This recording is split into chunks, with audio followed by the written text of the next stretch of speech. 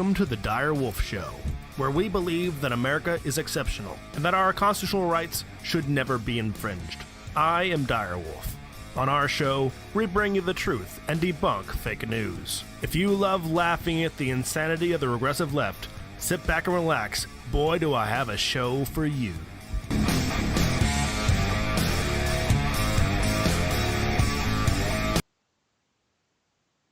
One, go. You are live.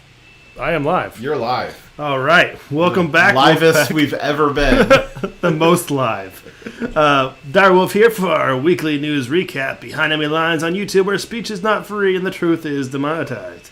Alongside me, literally, is my co-host and producer, Fox Travis. How you doing, buddy? Oh, I'm doing pretty good. I'm actually alongside you today, and Dire Wolf Media is actually live today. We are live and in person. Yes. Same room today. Now I can look straight into his eyes as I get real angry and rambunctious. Yeah, I have to. I'm a little nervous now because he sits there and bangs on the desk during the regular streams. There's no desk today. It's just me. So, anything could happen. We also are having some beers, And we're on the fastest Wi-Fi we've ever streamed across. I pay like $100 a month for extreme internet that has 30 up, 500 down, crazy, and that's what I stream off of. And then today we're on public Wi-Fi. So you guys may have noticed there's some, issues during the intro phase, but we think that we've cleared them up. If not, hope you guys all had a wonderful night. We do have a few stories for you tonight, though. We do. Thank you for everyone who makes this show possible, for donating to us financially. We appreciate that. Thank you very much. Oremain, Nathan, Cameron, Slowpoke Garcia, Tetris Freak, Thunder Arkin, White Lion, and also Timberwolf. And you guys can also support us by liking, sharing, subscribing, and all those things. Let's move on to the first story. Alrighty. So, our first story is, let's see here, just to do. I also normally stream with like 5 screens, and then I have a lot of screens today, but they're all on different computers, so that's a lot of fun. Our first story is we're going to watch a video of Tom Cotton, who is he's pretty decent. I believe senator. Yeah, he's a senator. He's one of those Republicans who's really good at talking. He kind of remains to be seen for putting out good legislation. Kind of a Ted Cruz type, where they're really good at talking. Cotton does put out less books and has less business deals with Daily Wire than Ted Cruz does. But, he could probably do a little more on the legislation front. However, just like Ted Cruz, again, very good at ripping people apart in Senate hearings, which we love to watch. This one in particular is a real zinger, and so we're going to watch this here and comment on it. And Dyer, let me know if you can hear it. All right. Drugs. I don't. Thank you. Let's move to another exchange you had with Senator Cornyn. Last summer, 9 months ago, you were in front of this committee, and Senator Cornyn said, "Do you believe that all Americans are racist?" You replied, "Yes. I think that we all have implicit biases and racial biases." Yes, I do. So, Ms. Gupta, I ask you, against which races do you harbor racial bias? Senator Cotton, I do not. The yes was to say that all of us have implicit bias. This was an exchange also that Judge Garland had with Senator Kennedy during his hearing. I believe that we all have implicit bias. It doesn't mean that we are harboring any racism at all. These are unconscious assumptions and stereotypes that can get made. And I remember that summer in the exchange with Senator Cornyn that we were discussing systemic racism and implicit bias. And my response was to say that all of us have implicit bias. Well, to be precise, you said we all have implicit biases and racial biases. That's all. Every single American you accused of implicit bias and racial bias. So I'm asking you again, against which races do you harbor racial bias? I am quite aware that I know the stereotypes that I have to manage. I'm a product of my culture. It's part of the human condition. And I believe that, one of the reasons I believe that all of us are able to manage implicit bias, but only if we can acknowledge our own. And I am not above anyone else in that matter. I think implicit bias is something that is part of the shared human condition. So in the Trump administration, you strongly opposed the nominations to the federal courts of the following persons. Well, we'll pause it there for a second because there's a lot more to this video. But just kind of recap there. She said in a previous hearing, she testified that it was her belief that all, not just some, every single American, and she herself is an American, has racial biases. And, Cotton doesn't necessarily believe that to be true, but she certainly, if she thinks everyone has it, then she must also, by logical deduction, she must imply that at least she has it. So whether or not it's true that all Americans have racial bias, you can guarantee that she has racial bias because she thinks that at least all Americans, which would include herself, have racial bias. So it's a perfectly reasonable question from Tom Cotton to... Yeah, when someone says, I believe everyone is this way, that is not a statement that proves that everyone else is that way, but it does prove that they are that way because if they are a part of everybody. Yeah. So she is saying that she does have racial bias towards some groups, and Cotton has a pretty good question. So now that you've admitted that you have a racial bias, what groups are you racially biased against? That's a great question. I think that no one in government should be no one should be allowed to be in government if they are admitted to having a racial bias, because our government's supposed to be treating everyone equal. Yeah. Well, and like you said, so she said that all Americans have it. And she can't... The only person that she could prove has a racial bias is herself. It's like the think therefore I am philosophy. She is not God. She cannot divine the nature of men's souls and women's souls and Zer's souls. But she can't she doesn't have the soul stone like Thanos does. She can't look into the hearts and minds of every American and see that they have racial bias or not. But she can look into her own heart and see if she does. So... If she thinks that she can see that from everybody else, the only one that she can definitely prove is herself, and she herself is part of the group of all Americans. And like Dyer said, if somebody is saying all people, which would include themselves, is a certain way, then the thing that the truth that you can take out of that is that at least they are like that. That's the provable part. Yes, that's the provable part. So I can say something that I think. I can say, I think she's wrong. So that at least I think that she's wrong. Now, if I said, me and Dyer think that she's wrong, you don't necessarily know. You know for sure that I think that she's wrong, but you don't know that Dyer thinks that she's wrong until Dyer says that himself. So again, when she says all Americans... You can't necessarily take her as a fact that it's all Americans, but you can definitely take that she knows herself. So, again, Tom Cotton asking a very reasonable question. It's also a logical cop-out because she says, I know I have this failing where I am racially biased, and I'm going to rationalize that I'm not bad because everyone must be this way. And we'll make a similar argument about a lot of different failings. Yeah, sure, I might have this thing bad about me, but everyone does that. What are you talking about? It's not just me. Yeah. It's like trying to spread the blame so you don't feel bad about being wrong in that way.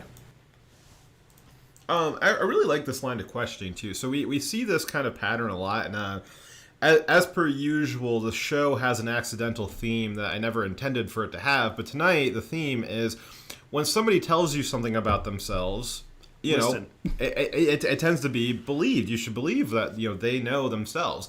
And when people tell you that they are racists, you should believe them and then stop listening to their advice because they're racist. We don't take advice from racists because they're evil, vile people.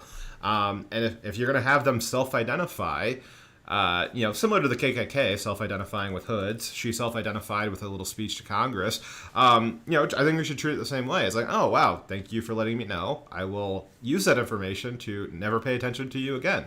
And we have some other stories that'll come up later tonight that'll have a similar theme where, again, when people tell you who they are, you should believe them.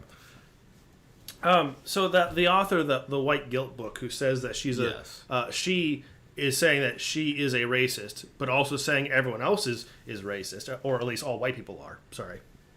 she, a white person, is saying that all white people are implicitly racist. When she says that, all you know is that she is a racist, and that she is accusing other people of that as well.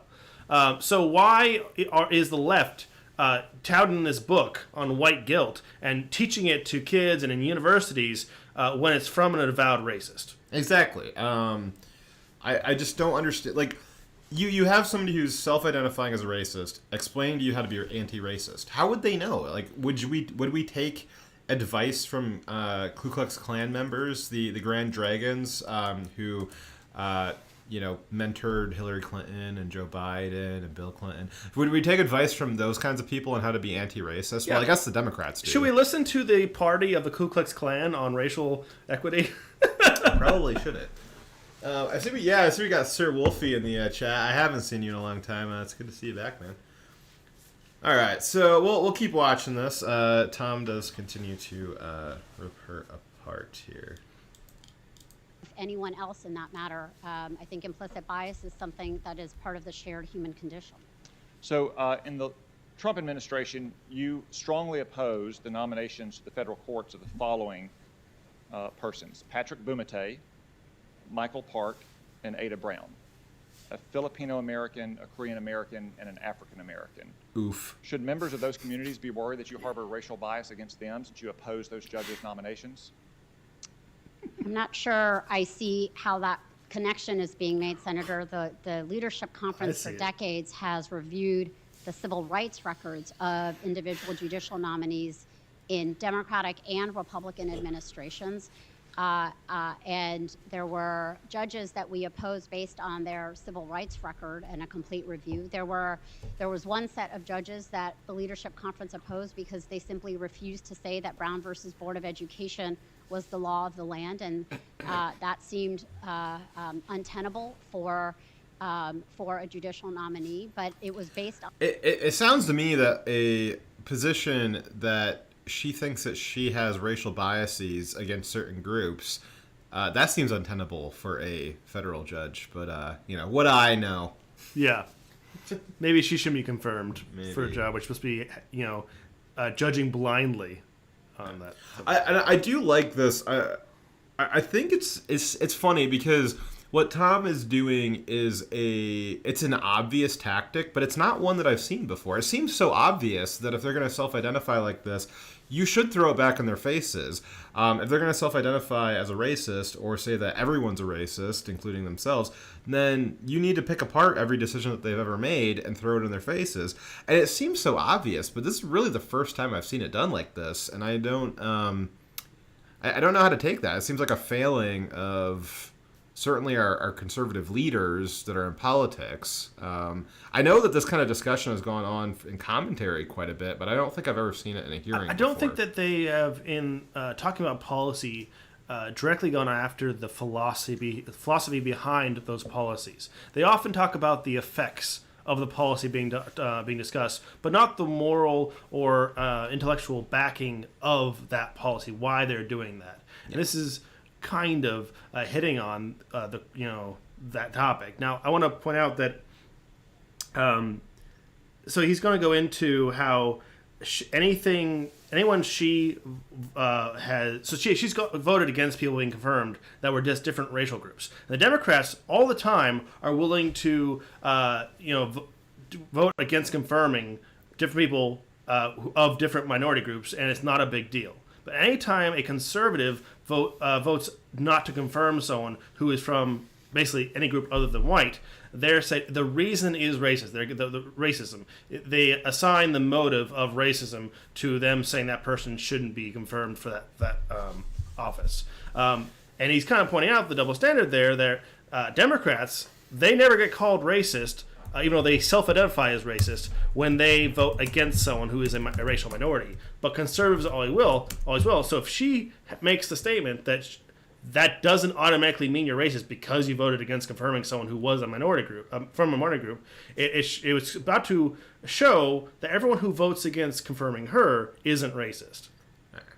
So I think one of the things that Tom's doing, I think to try and distill down what the tactic is that it's selectively accepting some of their premises.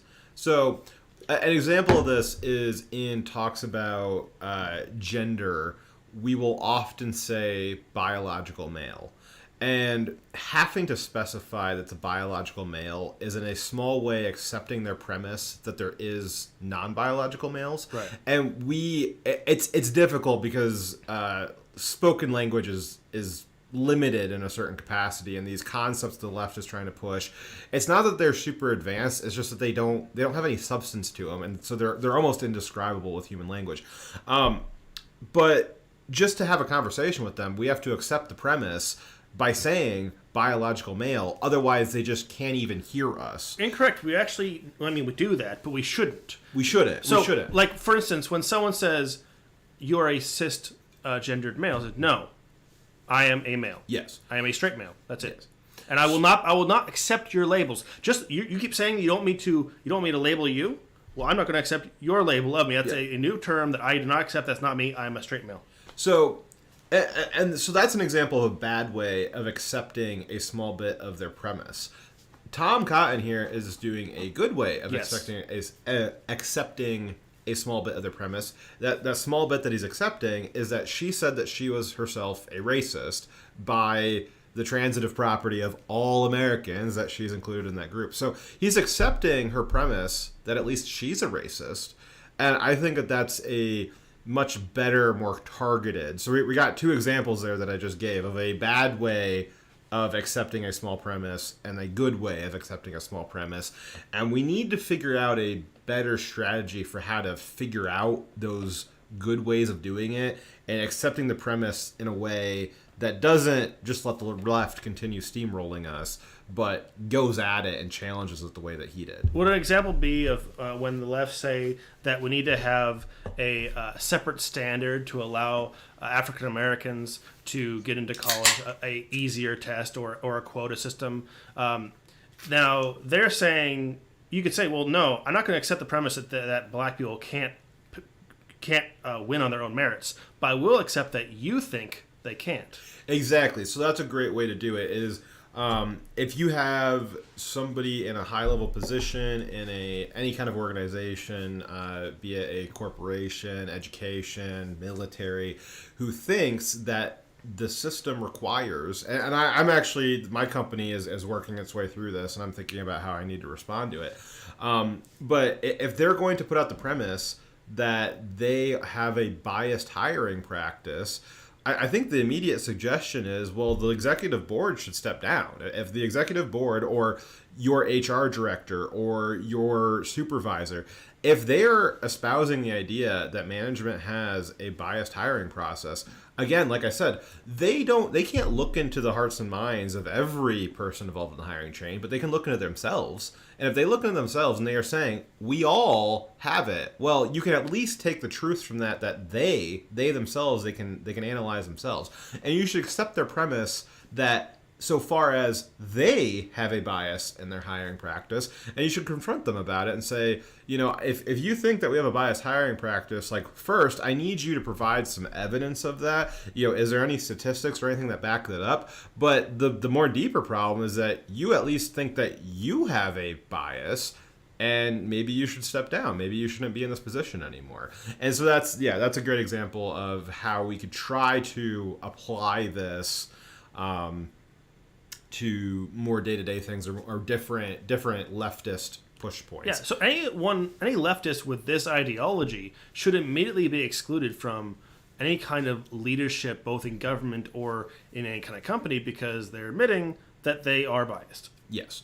And maybe that's an example of the right, I think, well, the conservative commentary and conservative culture war, I mean, I don't think it's a secret to anybody that's been just an abject failure the last 10 years. Conservative commentary is certainly booming money industry, unless you're there with me, dude.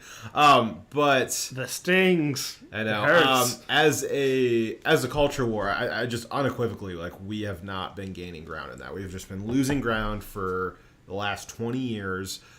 Definitely just a landslide loss of ground the last 10 years. And there's a lot of focus on zingers and one-liners and all that stuff, and that's great. It's good, fun stuff. But I think that to get out of the culture war, I think that we're going to have to start fighting with this tactic of accept the premise that the left is themselves the racist, and when they say it, just be able to try and figure out and identify it. And maybe this is an idea or a topic that we'll try and distill down better in later episodes. It's kind of one of those things where we're discovering it live with you.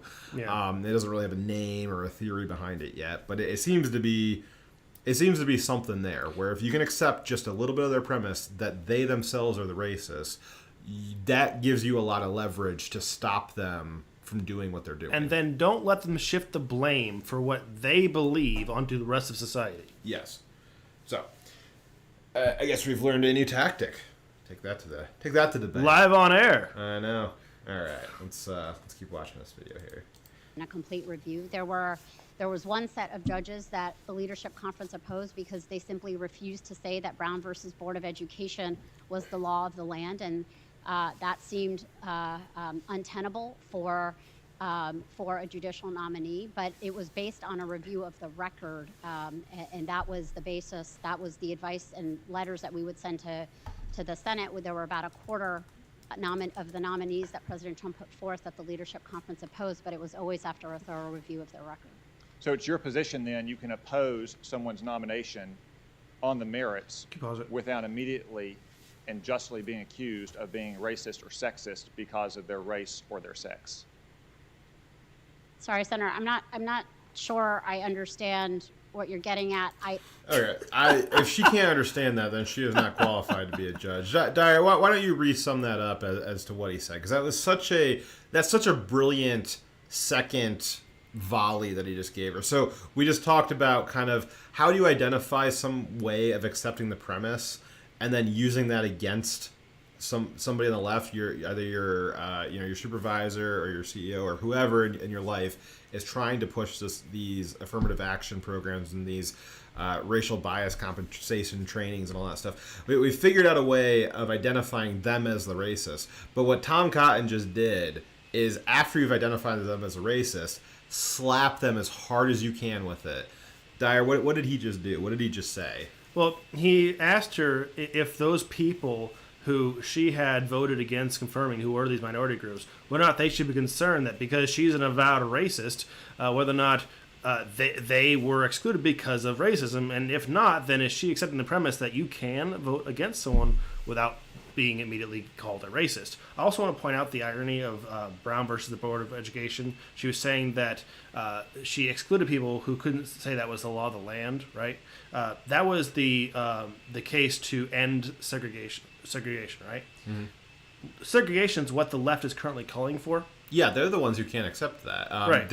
You actually had California was rolling back, which they tried to cover it up and say, well, California didn't need those anti-segregation laws anymore because they're just duplicating the federal laws. But it stands, like, why spend legislative effort to roll back a double civil rights protection against segregation? The left has been demanding segregation for definitely the last 10 years. You have all of these race hoaxes on campuses all across the country. Almost every single one. I can't really think of any one off the top of my head that was actually true. And all of them are hoaxes, and they end up being, well, it could have happened here. It could have happened here. And one of the more recent ones that we saw, they used that race hoax to try to leverage the university into creating black-only student housing. And we see this a lot with this black-only student housing. That's a very important point because she's saying these people who would not say that Brown versus the Board of Education was the law of the land when it literally isn't. It's a case ruling based off of the interpretation of the time.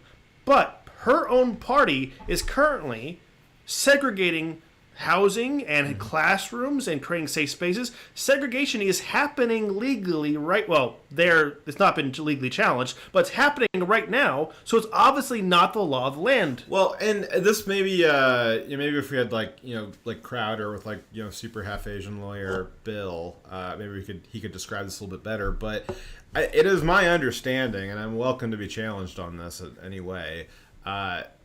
court cases are not laws. No, they're not. They interpret laws, and certainly they are set as precedent for how to interpret a law in the future. But there is no law called Brown versus Board. Exactly. It is literally not the law of the land. It was never passed through Congress, never written by senators or House members. It was never signed by the president. It is literally not a law, and it is also not being treated as law now. So those conservatives that she's saying are racist because they were not saying that ending of segregation is the law of the land, she's wrong. That's not what they're saying. They're saying what you're saying is not a true statement. And maybe it sounds nitpicky, right? But it is. It seems like a very minor legal distinction. It's like, important well, you know, in legal distinction. Yeah, is it a case or is it a law? You know, it doesn't really matter in like kind of like a everyday context for. But it us matters clubs on when the you're ground. talking about confirming a judge. Yes, she's trying to be a judge for the Department of Justice. That's like the highest. Like she should. The nuance. That's her job, is to pick through the nuance. Her job is to pick through the nuance of specific meaning and words. Yeah. Like as a judge and as anybody in the Department of Justice, when you're doing legislation or looking at laws, the specific wording, which is so funny because the left is trying to destroy words, but the specific wording is so important. The definitions of words is monumentally important. And if she thinks that a court decision is a law, that's a lot. That immediately disqualifies her as being a judge. Like she needs to go back to law school. I mean, realistically, that's something that I think. Again, she's in a hearing. I'll give her a little bit of benefit of the doubt on that. You know, it's not something that's like a strict and hard thing that, you know, because she's held to that. She is probably under oath though. But if you honestly think that a court case is a law and that they're equivalent things, you shouldn't be your bar or your license or whatever it is. That should be removed. You should be disbarred. And those were gotcha questions that were made to be intentionally misunderstood because they know colloquially the general public doesn't know the difference, and they're trying to say when they get that gotcha question that they must support segregation, when in reality, when you say no, Brown versus the Board of Education is not a law, it doesn't mean I support segregation. It means that's just not what that is. It physically is not a law. That's not what it means. Well, and really, I think maybe we also just kind of live on air just discovered a little bit something else here too, which is, and Tom doesn't really catch on to what she just said there to call her out on equivocating a court case to a law. But we know that the left really loves legislating from the bench. It is their goal to corrupt the Supreme Court into something that rubber stamps laws and also creates equivalent laws from the bench. We've seen this with a lot of court cases over the last few years where they'll make a court decision and then all of a sudden that court decision has the equivalent weight of law. And so I think she's actually letting it slip a little bit, where that probably is really what she believes, and that probably is what a lot of leftist lawyers and judges do believe, is that yes, law is equivalent to court cases, and it's not. Yes, it has a lot of weight for precedent and those things, but they are not equivalent things. And I think that she really slipped, and I'm surprised nobody caught on to that. She really just let it slip that is what she thinks, is that court cases are laws, and she will think that her position as a judge, she thinks that she's also a legislator, when there's clearly there is no argument against it. There is clearly a distinction between judges and legislators in our Republican democracy. Yeah. There's a phrase that's often also thrown around of settled law. And settled law actually is it like settled science? Right.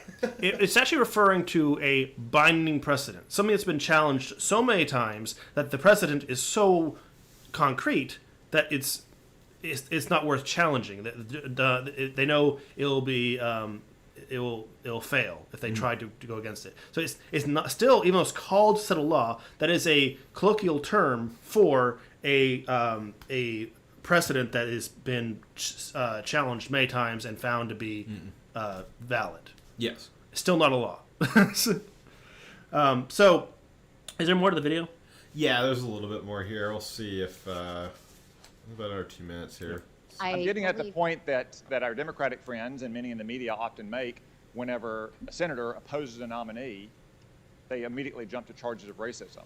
Such as, for instance, some people accuse Joe Manchin of being racist and sexist for opposing Neera Tanden's nomination. Can you oppose the nomination of a woman or a racial minority on the merits without being racist or sexist? Yes. Thank you. Let's move on to another exchange. I think that's that's the quote of the day. Can you oppose a racial minority in a political position on the merits? And she More said, importantly, can you oppose someone because they're racist? yes, I think so. Yes, but basically, she just said that it is suddenly legal. It is it's the law of the land now because she decided it in a court case. You can now oppose Kamala Harris on the merits of she has no merits, and you are not a racist or a sexist. You also wouldn't be alone because like 0% of people voted for her. Yes, man, Tulsi Gabbard. I wonder what we would be sitting here saying right now about Joe Biden if he had picked Tulsi as his VP. I might have been hoping he'd fallen down the stairs a little bit harder. Actually, Yeah, but a few more steps maybe. Yeah. Huh. I mean, I'm not saying Tulsi is the end-all, be-all, but she's definitely better than Kamala and a lot of everyone else, every other Democrat that was running. I think Biden would have actually. We're just pure spitball right now, but I think he would have probably gotten even more votes legitimately. He might have won the election legitimately. Yeah, if he had picked Tulsi, I think that I think if Biden had picked Tulsi as a VP, I think he would have scraped off a probably double-digit percentage of Trump voters. Trump had so many reluctant voters that were just like, oh God, so you had such a big swath of the country that was like, I hate everybody. Like, I don't want anybody. Like, they all suck. I just want to see the world burn. And I can identify with that. I can understand that. I can empathize with it.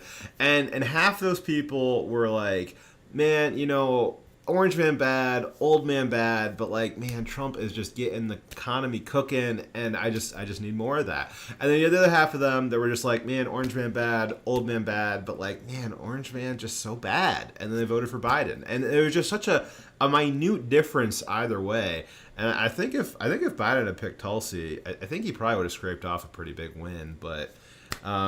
Yeah. For some reason, he went with which actually is crazy because Tulsi Gabbard is as woman, as colored as Kamala is. She would have been an equally, because as we know, Kamala was picked for nothing but her genetics. Well, she's both black and Indian and also Native American, apparently, something like that. Yeah. Isn't she because she's Asian too? Because they say that like India is Asian. Yeah. She's just everything. Yeah. But it's funny because on the diversity quota, Tulsi is exactly the same check boxes, but Tulsi also on the merits has merits. Well, the problem is Tulsi wasn't part of the establishment. The reason why they went for Biden because he'll play ball. He's like, just tell me what to do. I'll do anything you want, establishment. He's literally saying, do I need to answer questions? Just tell me what you want me to do. That's not exerting strength. Yeah, well, so here's the interesting part is exactly that reasoning, Tulsi not being part of the establishment, is why he would have picked up more votes. But also, I don't think Tulsi would have been quiet. She's a... That's the problem. You want to see what a strong woman looks like. That's Tulsi Gabbard. They needed a puppet who will just do what they're told, and they know that Biden is that, and they know that Kamala is someone they can control. Yep. That's why they are in the seats. Not because they have any merits, because they have any kind of particular intelligence or skill. I mean, Biden's not even there in his head. So the only reason why they were voted for is because they are puppets. They don't want someone who is a strong, independent woman who actually knows how to lead. But, Direwolf Media advice, it's free, Joe. If you want to win 2024, you dump Kamala, you pick up Tulsi. You whether you're in a 6 feet under, doesn't matter. You be 6 feet under, you'll be 20 million votes over. Let's be real. It's going to be President Biden removed by 25th Amendment. Kamala Harris becomes president and has Biden removed by the 25th step. Oh, yeah. I mean, there was an attempted assassination on the president this week by a set of stairs. 25 mile per hour gale of wind. Well, that's actually a little bit later in the show here. We got another story in between that. I don't know if you guys have noticed that the flags are all at half staff in honor of Biden's knee. Well, do we want to do these out of order? We can skip off to that one. I mean, I don't care either way. Well, we still actually that one still has a lead in from the Space Marine story. Let's We'll hold off on that one. Okay, so just a little bit of the show map tonight. So we got next story will be going over the George Floyd Autonomous Zone and the not warlike conditions there at all. As we've learned, those autonomous zones are always way more peaceful and safe. Yeah, than, it's so dangerous. policing. They wouldn't even deploy Dyer there. Please don't. Yeah, like we'll send you to a war zone, but like, man, that place is hell. I'd rather be in Iraq. Yeah, and then after that, we'll go through the continuing Operation Blue Check Hurricane against Tucker Carlson. That Space Force first war operation against Tucker Carlson. That we talked about that last week. It has continued this week. It has escalated. I'm sure next week they'll have nuked Fox headquarters from space, from orbit. And that's going to lead into a discussion about Biden's weakness and the tripping that I'm sure you guys all saw. And we will also talk about Anchorage, where if we had Liberty Prime, I think Anchorage would have gone better this week, but we did not. So we'll go over the aftermath of that as well. And that's going to be the show for tonight. So on to our next story then. You know if you have anything else to say on this one. All right. So George Floyd Autonomous Zone. So as you guys know, there is a ongoing, well, actually maybe not ongoing. I think that they paused it, or it's kind of dragging its heels quite a bit. Derek Chauvin, as you guys know, I don't know how you wouldn't know at this point. The entire last year of just chaos from the left and BLM and Antifa burning down, $4 billion worth of assets and people's small businesses and all that stuff, all kicked off after Labor Day by George Floyd and what happened between him and Derek Chauvin, the police officer who was unfortunately the one who got the call to arrest a inebriated driver who was trying to give fake $20 bills to some poor checkout clerk. But Derek Chauvin's trial has been ongoing. Well, it hasn't actually been ongoing, but the pre-trial has been ongoing. They're just selecting jurors right now. Yeah, so they've been working through selecting jurors. There's a lot of problems with selecting the jury pool just because the case obviously has gotten out into the public zeitgeist. You just don't have any unbiased jurors in the entire U.S. population. I don't know. Maybe it happened because the state gave $27 million to the family, which is basically admitting that the state was at fault. It kind of biases the jury and everyone who knows that story. Yeah. So adjacent to the trial, you have what is going on in Minneapolis right now. So Minneapolis, as we know, was the first city burned last summer, certainly not the last.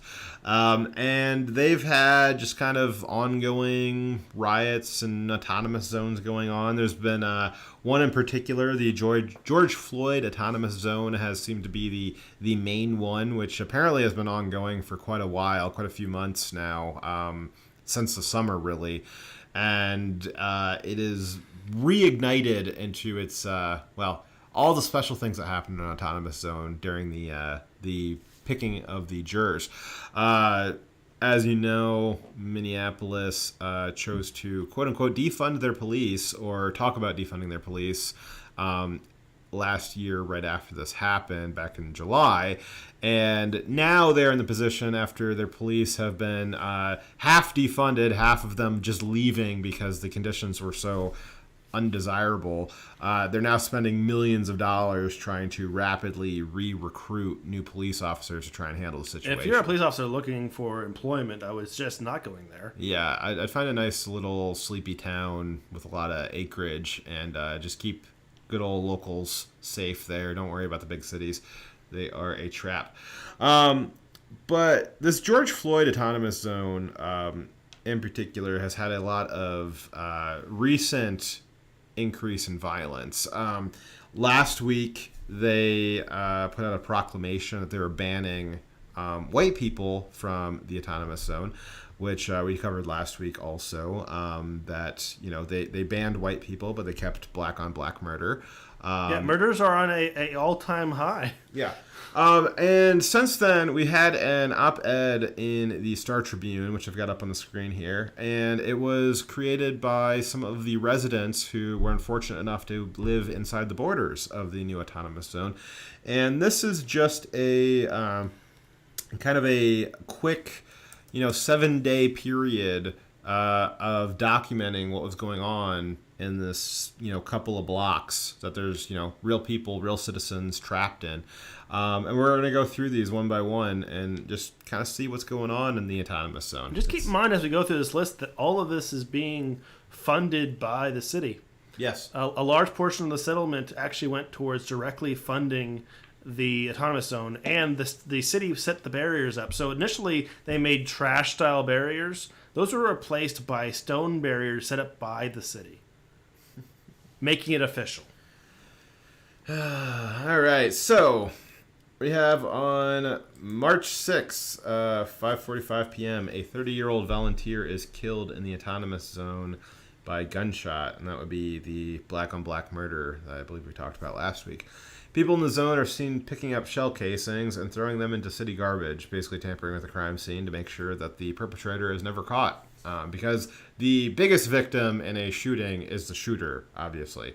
Let's see here. So they're also seen loading the gunshot victim into a car to drive him to the hospital. Dad, do you want to switch off back and forth on reading these? Is that big enough for you to read? Yeah, sorry, I was on the other page. Actually, that's not big enough. 1 second, I'll pull it up. Okay. Let's see. At 8:20 p.m., I'll just whenever you pick up on it. At 8:20 p.m. on March 6th, neighbors call 911 again as multiple shots ring out. Children are listening. So we've got, a couple of shots for the dead guy, a couple of shots just randomly. We're going to try and keep track of the shot count, though it's going to quickly get out of hand. Yeah. So on March 7th, 6 garages along our alley are hit by gunfire, one with its owner inside. A car crashes through a fence into a family's backyard, and an 18-month-old had been playing by the fence minutes earlier. So very close calls for some people inside their homes being victimized by random shootings and a car crash. So let's give them the benefit of the doubt here. So we'll say that the first guy who got killed, let's say there was one shot. Well, they did say casing, so we'll say 2 shots. So 2 shots on March 6th at 5:45. Multiple shots rang out again at 8:20. Let's just call it 2 again, so we're up to 4. Way underestimated again. You guys know that. 6 garages are hit, so at least 6 gunshots. So now we're up to 10. I can count. I can do math. So we're at 10 shots already. Now we're at 5 p.m. on March 7th. 30 shots, so we're up to 40 total. Dara, why don't you have a little check mark there so keep track of one of the documents. So 30 more shots hit cars and windows and siding of at least one house, narrowly missing residents watching TV. Parents and children out biking and walking on a sunny day, duck behind houses. Children watch bullets kicking up dust in the streets. That's a little editorialized. Yep. Let's see here. A zone leader, one of the autonomous zone leaders, visits a bullet-ridden house to comfort the family, while others from the zone are observed picking up shell casings behind her. So that's the kind of service that you can expect in the autonomous zone, is that they'll shoot your house up with kindness and then come to comfort you after. Yeah, they're not going to find the perpetrator. In fact, they probably are the perpetrators. But they definitely will make sure that it's impossible for anyone else to find them and that you will never get justice. Is that not way worse than having police there taking care of you? Yes.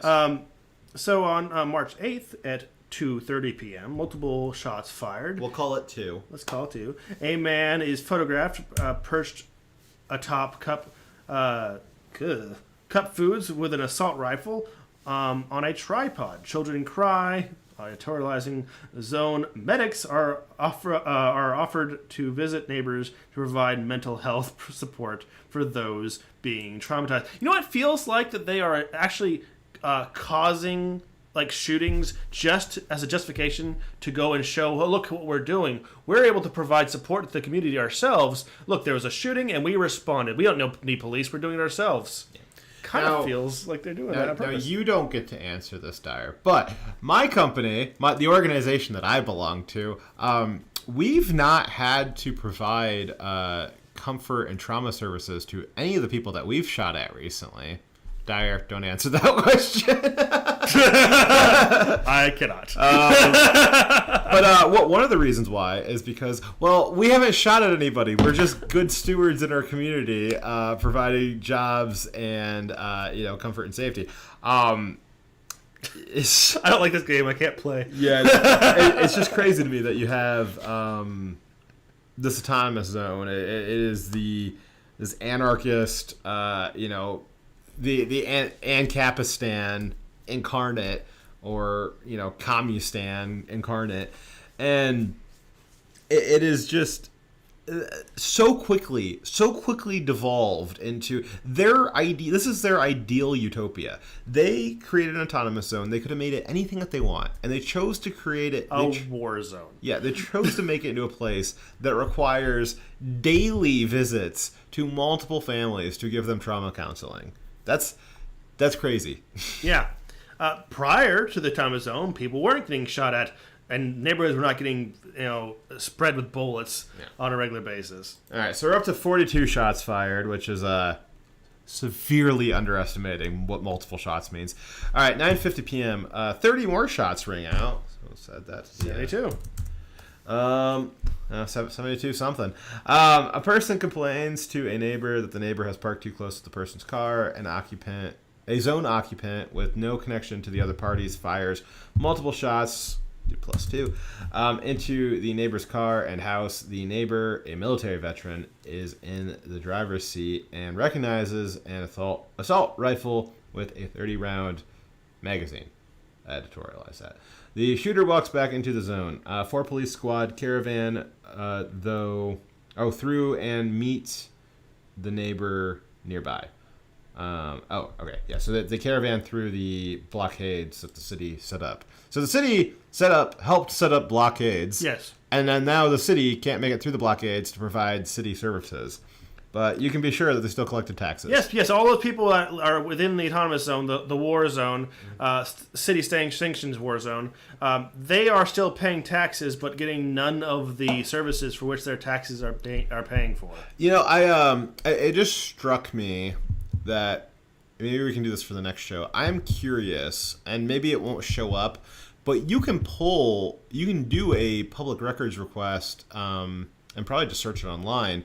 What is the tax valuation of particular properties? So I probably go online, figure out a address in the zone, and then see if they've done an assessment on it in the last year. I wonder if the city is doing fair assessments on this, because the fair assessment on a house that is in a occupied autonomous zone is 0. Yes, exactly. Now, I think that they should probably do a class action lawsuit to sue the city, because not only are they taking taxes for services that are not being provided, those tax dollars are actually going towards funding the terrorism against them. Yes. Yeah, and more specifically what Dyer is referring to is the settlement of $27 million that was paid out from Minneapolis City to George Floyd's family for a quote-unquote wrongful death. There's their words, not mine. Let's see here. But yeah, where do you think that $27 million came from? Well, apparently it came from the last stimulus bill, but... And apparently they chose that so it would be the highest one the city's ever dished out. Yeah. Okay, so at 10:16 p.m. on what day are we on? March 8th. So yeah, I think we haven't even gotten through a full 2 days yet. Yep. A second 911 call provides a description of a shooter who remains in the area, appearing to wait for some target. Police have just received calls about a teen and an adult shot 2 miles away. So that's at least +2. Yep. 2 people.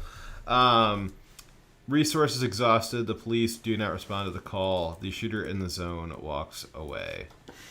Oh, that's great. What a fucking hellscape they've created. So, third 911 call, still on March 8th, now at 10:45 p.m. It was a call to 911 at night. Some neighbors are picking up shells, casings. People near the first statue, the fist statue in the zone repeatedly yell, "Get the F out of here!" Then a gun is fired from near the fist statue. 4 men come out of the zone to tell the neighbors they weren't shooting at you. We'll do plus a lowly 1 bullet. Okay. So I'm so glad that they were just, irresponsibly discharging their weapon and not firing directly at me. But also, I don't believe them. Yes. Let's see here. The neighbors ask if they are... Did you read that part? Nope. Okay, yeah, the neighbors ask if they are zone security and are told no, but, because zone security is a job title now. But one man reports he has a gun. Neighbors ask how to protect themselves, and they are told the best thing to do is fill the street corners with garbage containers and block off our streets. And they probably have a lot of garbage containers because city services is not collecting their garbage as they are paying for it with their taxes. So how is garbage containers going to stop the zone security from murking people? I think it's just to make them look like they're part of the zone. I guess if the zone people who are occupying it just are living in garbage, and so if you make it look like you're also living in garbage, it's like camouflage. Maybe. So that's kind of the look they want for society. Yes. Is for us to all be living in San Francisco. Yes. Yes. I mean, can you name any communist utopia that has not looked like favelas and favelas and just squalor and garbage? I can't think of it because it's kind of a trend, a mark of communism. You call it a hallmark, definitely. All right, so March 12th, finally made it the next day. 5 p.m. A neighbor trying to access a home is met in the alley by 3 young teen girls leaving the zone, pushing a car with no license plate. They say they ran out of gas. They are asked who the driver is, no answer. They are asked whose car it is, no answer, probably because they're stealing it. They are asked where they are trying to go, and they point to a home. A woman comes out of the home and tells them they can't park the car there. Is it parking if you push it there? Or is it just leaving it there? I don't know. Regardless. Weird distinction. All right, they walk away, abandoning the car. So obviously they were stealing a car. I'm sure that's not the only thing being stolen. Probably. Well, the neighbor is reporting. We'll leave off that one. All right, so 9:15, 30 shots. Got it. 107 so far, just so you know. Yeah, I'm keeping track here too. That's a lot of shots. From inside the zone, 1 police squad car arrives. That's pretty good. Maybe we should be keeping track of the police squad cars arriving. I think we're at 5. Let's see here. 10:20. Shooting suspects from another part of the city at high speed. Drive at high speed down our street with multiple squad cars chasing them, along with a helicopter. Well, that's exciting. Fleeing vehicle blows through stop sign and lights. They eventually enter the zone and surrender as a group of zone occupants emerge and shout at the police and each other. Children are told to go back to sleep. You know what makes a really healthy environment for a child? Gunfire. And, a bunch of violence. I was going to say a stable nuclear family, but... but see, BLM's opposed to that. Oh, yeah. Yeah, so... This obviously must be racist. Yeah, this is what raising your child in a quote-unquote community village looks like. Actually, you know what happens when you raise a child in a hellscape like these autonomous zones? Is you tend to have people who are in fear of their safety and have a fear of not having enough food or water or stuff to survive, possibility of losing their only shelter. Basically, you receive desperate people who are likely to be undereducated, which are usually they are pushed towards very violent lifestyles like extremism and terrorism. Yeah. Well, and you got a lot of these areas. It is equally true for whites and all minorities. Yeah, I didn't say a race when I was describing that. No, I'm just saying for like low income, which is what these autonomous zones set them. These autonomous zones don't set themselves up in the Hamptons. They set themselves up in poor areas, and the only way to escape these poor areas is, as a child, is to get an education. And it's really hard to study for your test when over the course of 3 days you have 107 plus gunshots and a high-speed chase and Grand Theft Auto going on all around you, and cars careening into your backyard. It's really, really hard to study for your These exams. Antifa types, these BLM types, they feel powerful LARPing as the government. But that's all it is, them trying to take power. They're not actually making the community better. They're making the community far worse. Yeah. And now, we often use the metric of poverty as being one of the biggest things that leads to higher levels of crime. Now, you can be poor, but not have at risk your ability to get food, shelter, and safety, right? That is, generally, those correspond. Yes. But you can have a community that is not wealthy, but still is not wanting for food and not wanting for the basics and necessities and feel safe. Yes. And that's what you should be working towards. Is you can't just give everyone money. You can't just make everyone wealthy. But you can do is help with security of those three main things, and then help people who get the skills, education, to get themselves so they can be wealthy. It almost seems like a pattern on the left, but certainly Antifa is making it very blunt and obvious, BLM as well, is that it seems like the left has a goal of not just making more poor people, but making, like, as Dyer said, you can be poor and have safety and security in America. Maybe not in other places, but certainly in America. But the left is trying as hard as they can to make poor as difficult as possible. Not just that you're poor, but it's poor and it's difficult to live. Whereas it is perfectly reasonable to be living in America and be poor, but still, not be in fear of your safety every night, not be in fear of going hungry. Where do those problems mainly exist? When you're poor and you've got a fear of being hungry, or if you have a fear of safety, that's mostly going on in the big cities. It's mostly going on in blue areas. It's not going on in the rest of America. My hometown is a factory town. Not a lot of wealthy people there, but there's a lot of good safety, a lot of food, a lot of ability to progress yourself if you want to. If not, you just keep living in the same house for a couple generations. Not a big deal. Up to you. But we don't have, 107 shots on a couple block radius every night, every couple of nights. This BLM thing is just, and they want to make this the model everywhere, is to make poor as difficult as possible.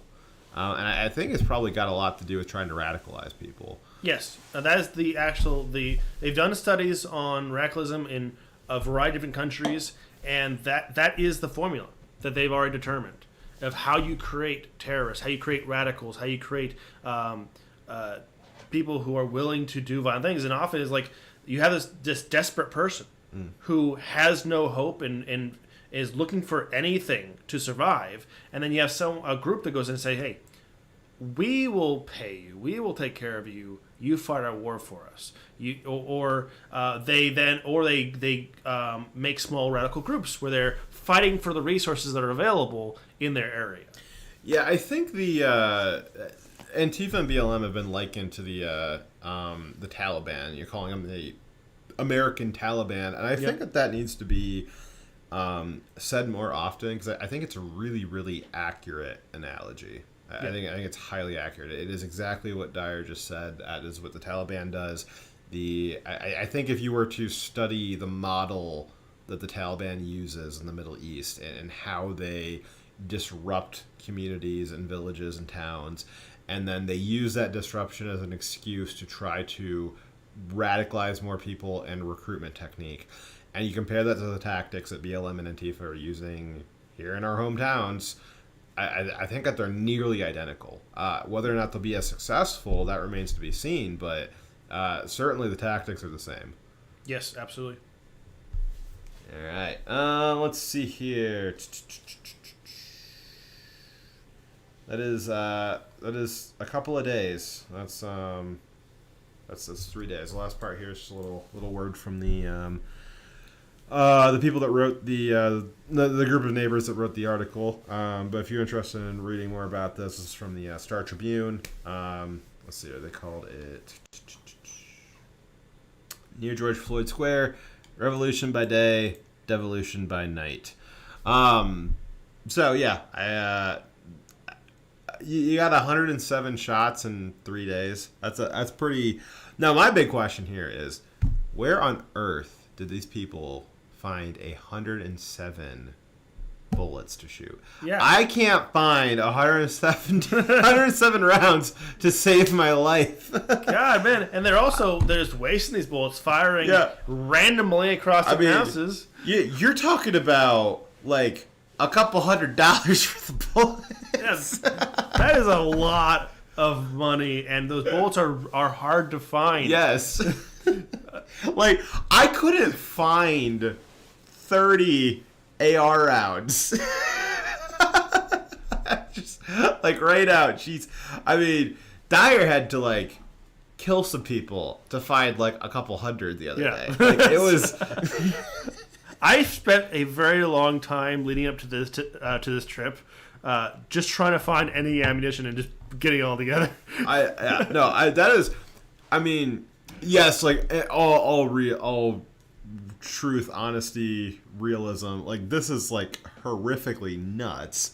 I think that part of what's happened the last year is we've really gotten deadened to the insanity of what really is going on in the cities every day. Fortunately, statistically, you're more likely to have COVID right now than you are to live in an autonomous zone. So I guess that's pretty good. But you're way less likely to die from COVID. Yes, that's true. The death rates might actually be comparable.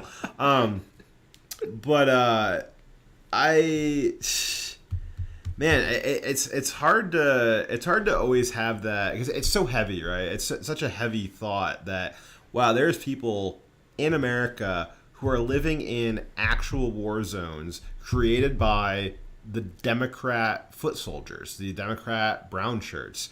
BLM and Antifa are the militant arm of the Democrat Party, and they're forcing people to live in the types of war zones that we were supposed to, as Americans, only ever read about in books and see on TV in these faraway lands.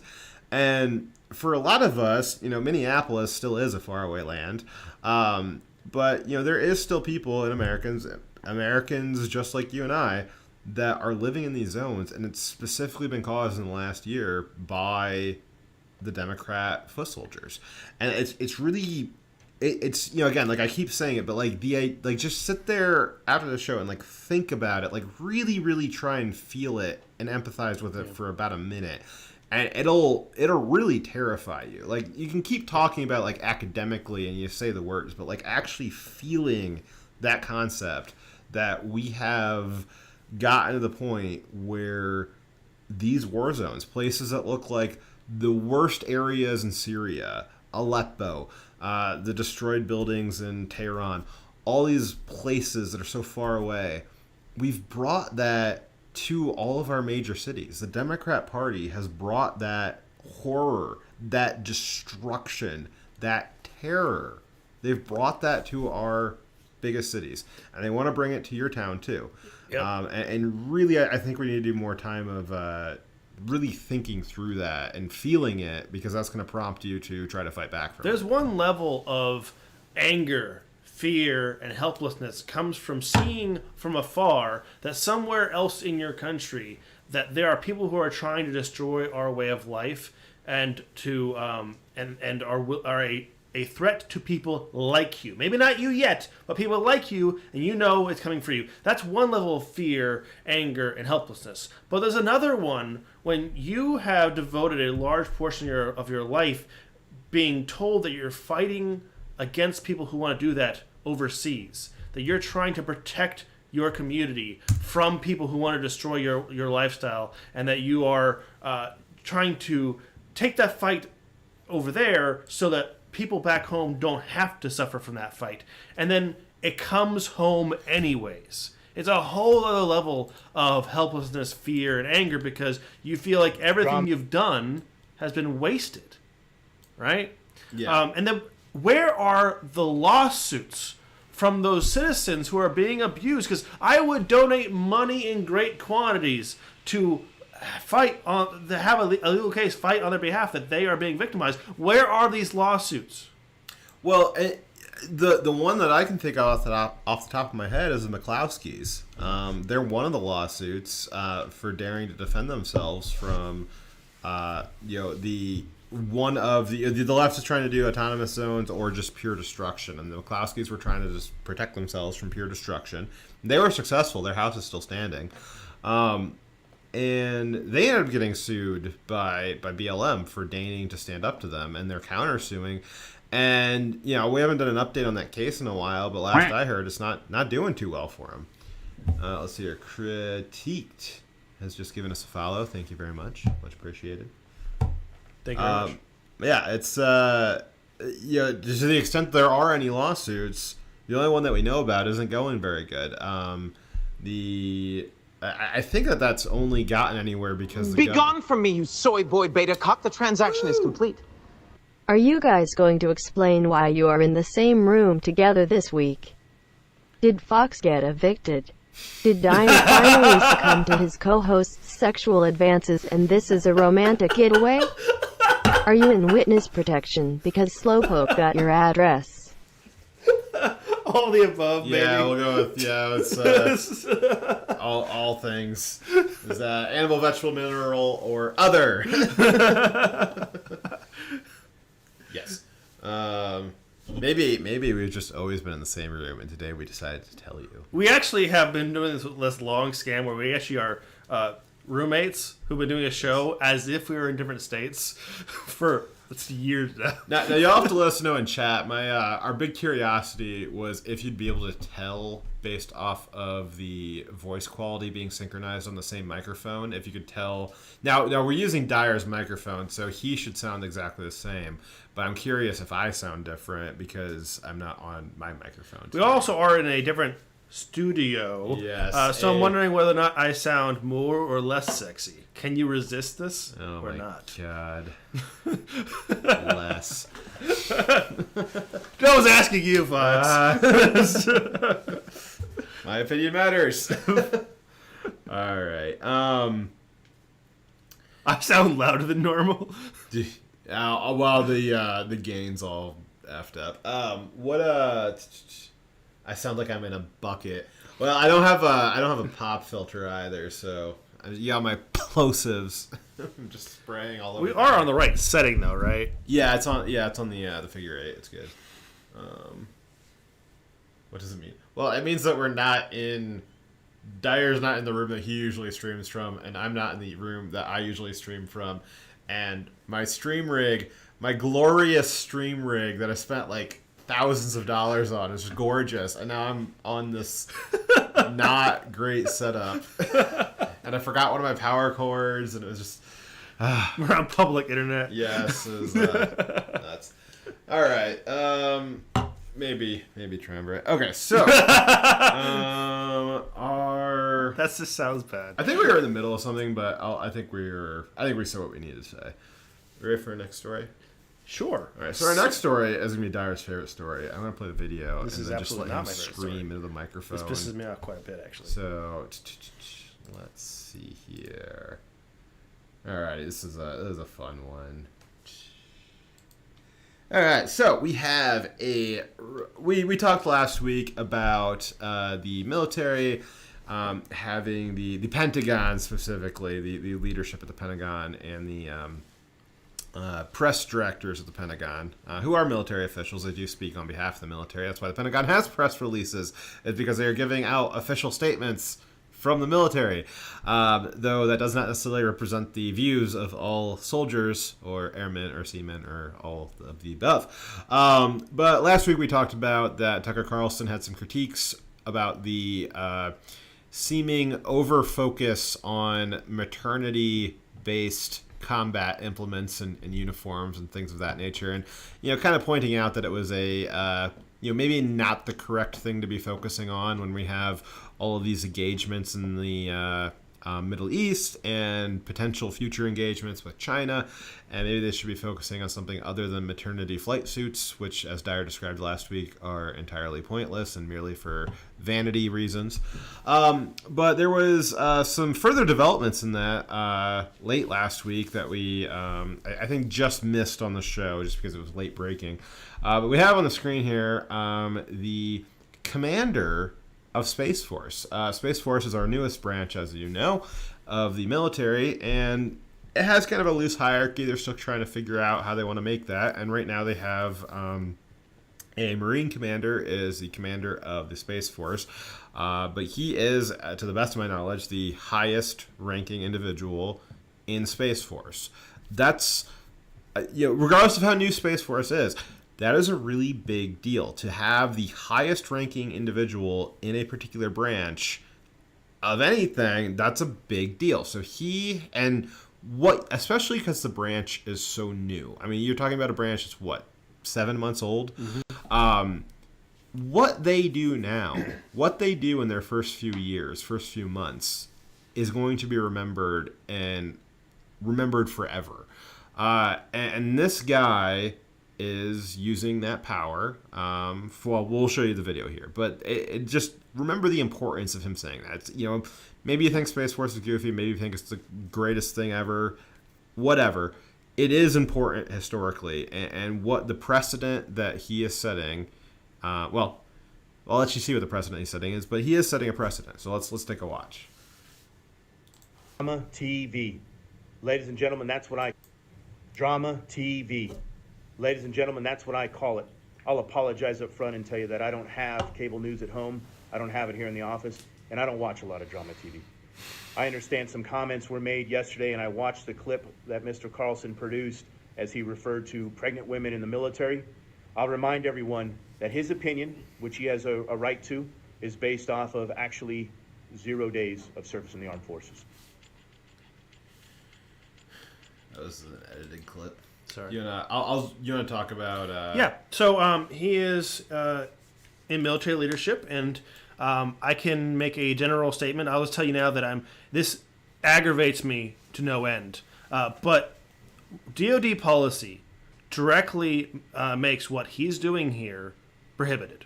What he's doing is violating standing policy to not make public political statements in uniform on behalf of your service. And by doing it in uniform, you are doing it as a representative of your office, of your position, and your branch of the military.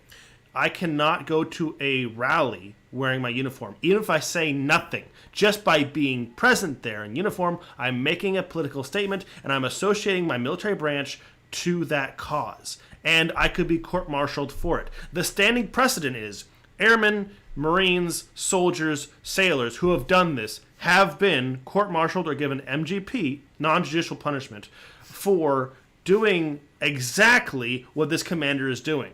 And if there's any justice in the military justice system, then he'll be held to the exact same standard. And I know that there are being IG complaints filed against this individual and others who have done this. He goes on in another video to say in his car that video I made in my office with flags behind me in my uniform was not a official statement. I was just giving my opinion, but he made that statement of this is my opinion. I wasn't meaning to make an official statement. He said that in civilian clothes in his car. Maybe he should have done that from the very beginning. Yeah, I think that the idea that this was not, in his mind, an official statement. I mean, he's in his full uniform. He's in his office. He clearly staged it so that the flags were centered up behind him. He's got a good idea of set management. I'll give him that. He's probably on duty. It's probably during work hours. He's in his government office in a government building, on a military base. And the idea that this is not him specifically trying to use his power as a military commander to back up his point, if the setting of the stage here isn't enough for you, I think the idea that he's specifically calling out Tucker that, well, Tucker's opinion doesn't matter, but also it doesn't matter because Tucker hasn't served. We have a clear setting that he's trying to imply that because he's in the military, he gets to add that weight to his argument, and he's making that argument on behalf of the military based off the visual cues that he has set up here. But he also just comes right out and says it. He says that Tucker has served precisely 0 days in his life. Therefore, the implication is that his opinion is not valid. Neither has the president. Neither has most of the people in Congress. They have also not served. Some have.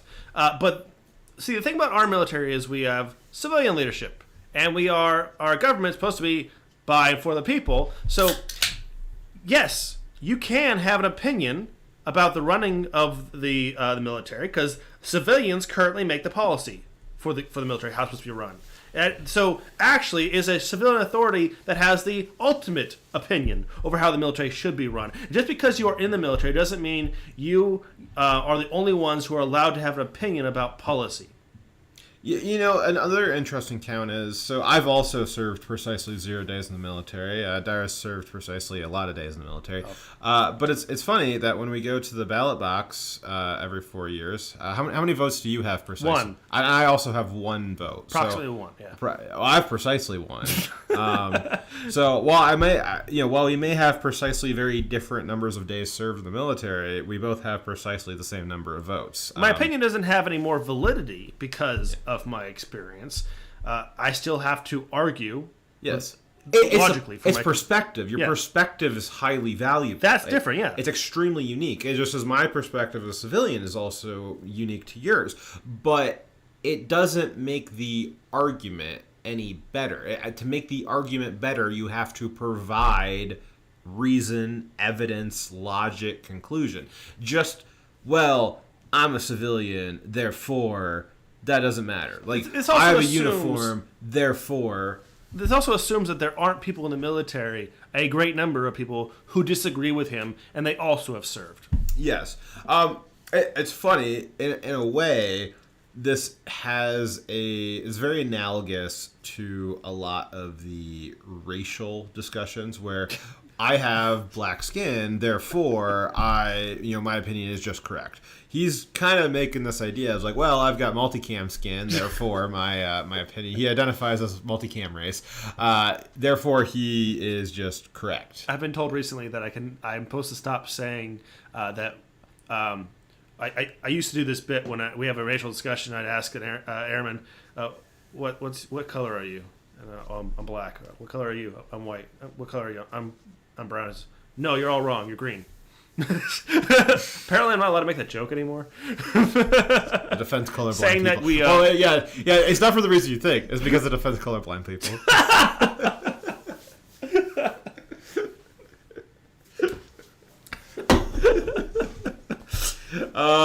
Okay, so this guy continues on. So again, the initial setup here was responding to Tucker Carlson's segment, saying Tucker Carlson's opinion doesn't really matter because he's served 0 days in the military, which is not an argument. But let's see what else he has to say. My opinion is based off of 28 years of actual service in the military, 28 years in the Marine Corps, in combat operations out at sea, and in garrison. Those decisions were made by medical professionals, by commanders, and our civilian leadership that allows for women to have more time with their children, to recuperate, to get fit and ready. The bottom line. So he's attempting to try to apply some logic to this, but he's definitely missing the mark. Tucker's argument was not that we shouldn't be giving females leave when they have a baby. His argument was that when they're having a baby, why are we creating flight suits for them to fly in fighters and bombers while they're pregnant? Why is it so important that we have breastfeeding time for combat units? Why are we doing all the silly stuff that implies that there's pregnant women on the battlefield? Tucker's problem was not with maternity leave policies. That was not his issue. I think, in fact, he supports that. I think that he said that in his follow-up later in the week after this. So he's this Space Force commander, Space Marine, I guess. Called Guardians. Well, he's a space marine to me. He's strawmanning the argument. So he thinks that he can just get through that. Maybe you didn't watch Tucker. Maybe his guardians and other military soldiers and other branches. Maybe they didn't watch Tucker's segment, and he's just going to strawman the argument and pretend like Tucker was arguing against having maternity leave policies, because that's simple and easy for him to understand. But that's not what Tucker was arguing against. Tucker was saying, there's a lot of other really important things going on in the world. There is this whole Middle East thing that, whatever the fuck's going on over there, this China thing. There was some pretty bad reports that came out publicly 2 weeks ago that the Air Force did some simulations and found out that we wouldn't fare so well in a conflict with China. And that was just what was made public. You can imagine what the confidential reports say.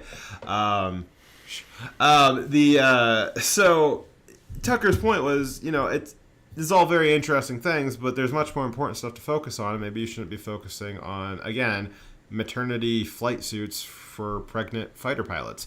There's two reasons for that, by the way. First off, the most simplest part is flight suits for pregnant women when they don't fly is ridiculous.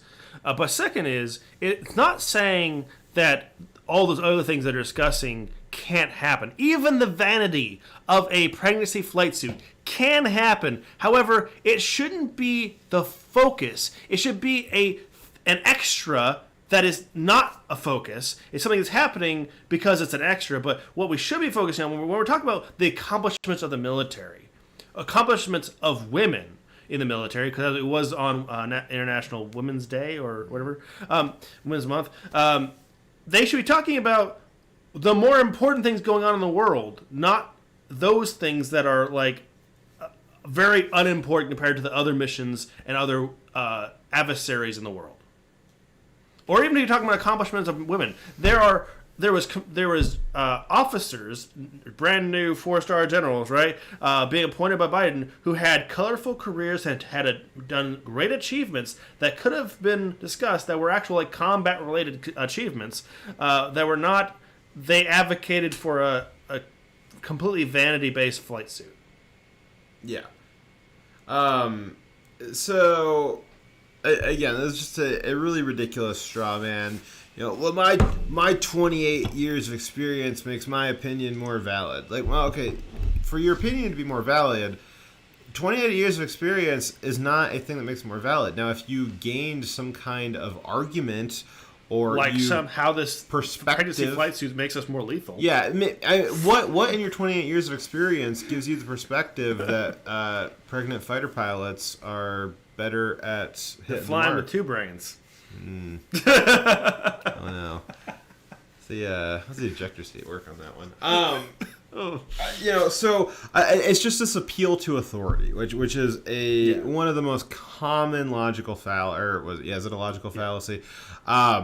This appeal to authority is like, well, I've got the uniform, I've got the 28 years of experience. Fauci's doing this. Well, Fauci's the expert. He's a doctor. You're not. He's got 50 years of. Fauci doesn't even agree with Fauci. Experience. Yes, I know. And you don't. So therefore, you gotta trust the scientists. You gotta trust the Marines. Just trust them. I for one, and Dyer would agree with me, which it's maybe kind of ironic, but I don't think it's that unexpected. That it's probably not a great thing for America to fall into the idea that, well, somebody's wearing a uniform, so I'm just going to default trust anything that they have to say, and their opinion is just gospel now. I think that's probably not a great position for Americans to fall into. And apparently this guy didn't even watch Tucker's segment in the first place. Yeah, says Triumvirate is pointing out for us. Thank you. Let's see here. It's more a bad argument method than a logical fallacy. Well, it's the argumentation. Logical fallacies are bad arguments. That's basically it's a list of bad ways to argue something. All right, let's keep listening here. Is that we value women in our armed forces. We value those that have served in the past, and we value those that have served today. Let's get back to work. Let's remember that those opinions were made by an individual who has never served a day in his life. Let's remember, that's all about drama TV. So, Tucker never said that he didn't value women in the military. Yeah. It wasn't part of the segment at all. Yeah. So let's. This is really unprecedented. So a lot of people were maybe it doesn't seem like that big of a deal, but a lot of people were very concerned about this because this is really the first time that anybody can really think of that you have somebody at the top of a branch, or really anybody within any of the branches, making specific statements, political statements, specific political opinions against a particular reporter. Now, that is not to say that America's history is not rife with military and intelligence agency interference with the media. That has certainly gone on. We kind of thought that might have been over in the modern era, but Obama definitely revived that. Yeah. But this is something that's a little more overt. That sort of stuff usually goes on kind of behind the scenes. It doesn't make it any better. And so maybe this isn't as unprecedented as I thought it was. But it being this public, this out in the open, out in the public, that's really brazen and bold. And maybe, I don't know, maybe I'm arguing against myself right now that I'm considering it. Maybe I'd rather it be out in the open because I'm changing my opinion in real time here. I'm arguing against myself. This sort of stuff has happened in the past. We have seen the intelligence agencies. We have seen military parts, much deeper in history, take control of the media, go after particular journalists. But it's always been in the secret. It's always been in the shadows. And maybe I do like this guy. Maybe I do like that he's, the Space Force way is not to do it in the shadows. They'll do it in public.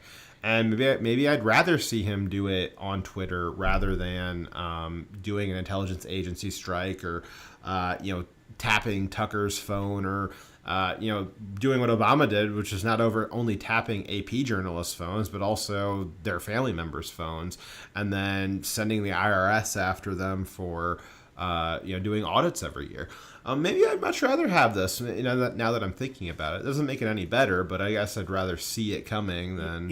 Talking through the reasoning and changing your opinion based off of the information and the reasoning you are coming across actually shows that a positive thing about your rationale. You're not someone who just parrots the talking point or what you've been taught. You're actually thinking through what you believe and basing it off of evidence and reasoning. Yeah, that's a good thing for you. I want to point out that it's very interesting, possibly ironic, that if this officer had a troop under his command who did a video in uniform in his office with flags behind him in support of Tucker's opinion, supporting Tucker Carlson, he would probably have that person court-martialed. Well, yeah, right. So under this precedent, Dyer could transfer into Space Force, and then he would be free to have his full name, his face, have a camera and a studio set up in his office, and we could broadcast Direwolf Media from his office in person and say that this is on behalf of the Space Force. Now, obviously, it's so funny to say that because that so obviously would land him in Leavenworth. Yeah. But that's really not... really not being facetious about that. That really would be extremely a lot of discipline for that if you were to do something like that. If you were to do a Direwolf Media from your office with your uniform on, as you, that would be, you'd get in just career-ending trouble for that. Maybe, yes. Maybe even, having long-term consequences on your life for that. But realistically, if you're looking at this, the precedent has been set that you're allowed to make political proclamations on behalf of the military. Well, any troop below him can now say, if he's not held accountable, they can say, if they do it and then they try to hold him accountable, they can make the legal argument. The JAG can make the argument on their behalf. Hey, this is the precedent set by our commander of the branch that this is what's allowed to be done, and he was a court-martialed. Yeah. How can you then hold a troop accountable for the same thing? So, and maybe for the worse, we've gotten pretty used to it in the civilian sector that there's rules for them and rules for you. The elites don't have to they don't have to follow the law. They don't get held accountable for anything like that. You can be a Kennedy and drown a woman to death, and you can be a senator for 40 more years. But as a regular, Joe Blow on the street, you aren't held to those standards. You're held to the actual legal standards. We thought that the military was one standard for all. And again, I think we've maybe gotten a little too complacent with it in civilian life that the elites have a different set of rules than we do. But this idea that that's now moving into the military sphere, that there's different rules for the higher ranks than there is for the lower ranks, well, that does not bode well for the long-term stability of the country. No, it doesn't. It's very concerning. Okay, so as Dyer said, there was a follow-up video to this. He got a lot of blowback from this, though he needs to have actual disciplinary consequences for this. Realistically, he should be removed from his position. At the very least. He should have... If he gets removed from his position, he also will lose the rank that came with it, but he should also be demoted. Yeah, the type of judgment that would lead him to think that it was okay to, in uniform, in his office, with, again, excellent set design behind him, the type of judgment that it takes to make that decision, to use that and then make a political statement on video as a military, that shows such a lack of judgment that he's not fit for that position. I think that is just plainly obvious on his face. There is so many people in the military, so many highly qualified people in the military that could definitely take on that position. Unfortunately, it is a narrow zone at the top. It's a small room. It's a small club. There's a lot of people who want to be in it.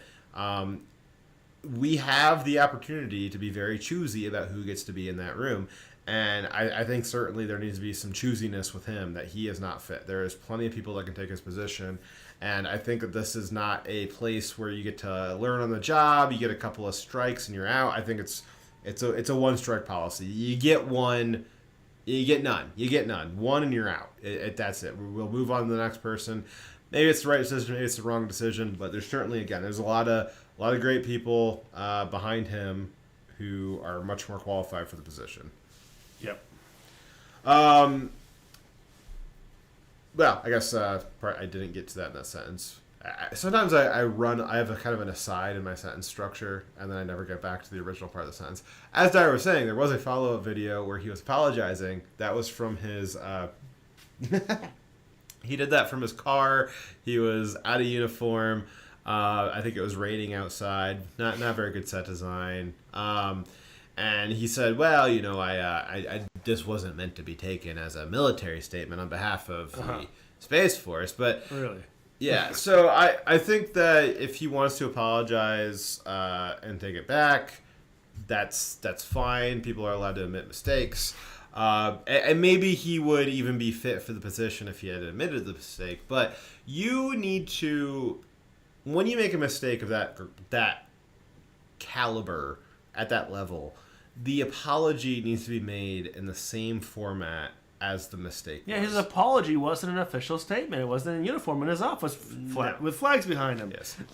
Yes. Well, and really, realistically, Dyer, like as you were saying earlier, and as you said other times more specifically, you saying anything in uniform is an official statement. Even your presence. Yes. There is just, yes, just your physical existence, much less any words that come out of your mouth. If you're in uniform, that is an official position of the U.S. military. Literally, your position is the position that the U.S. military is in. Yes. It's you. So he can't say anything in uniform that is not an official statement. And so his apology was not an official statement. It did not have the same weightiness that the initial video did. So had he gone through the effort of making the apology in the same setting and tone as the original, maybe there is some room for forgiveness there, as wow, he really did make a mistake. But that's not how he chose to do it. This is not becoming of what I think the Space Force is supposed to be, and it's not becoming of what the military is supposed to be. Again, the one of the very unique things, and it's sad that it's so unique, but it is very unique in all of human history, not just in modern era, but of all of human history, that the U.S. has a civilian-controlled military, and the military does not have control over who the civilian leadership is. That is almost universally not true.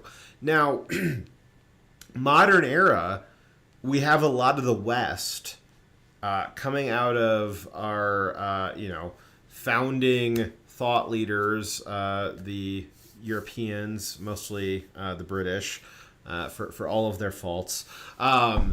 They brought to the West this idea of civilian-controlled military powers, and it is so many other countries, so many other nations throughout history where it is the military that has so much control over the civilian leadership and gets to pick the government and pick who's in power and choose some of the laws.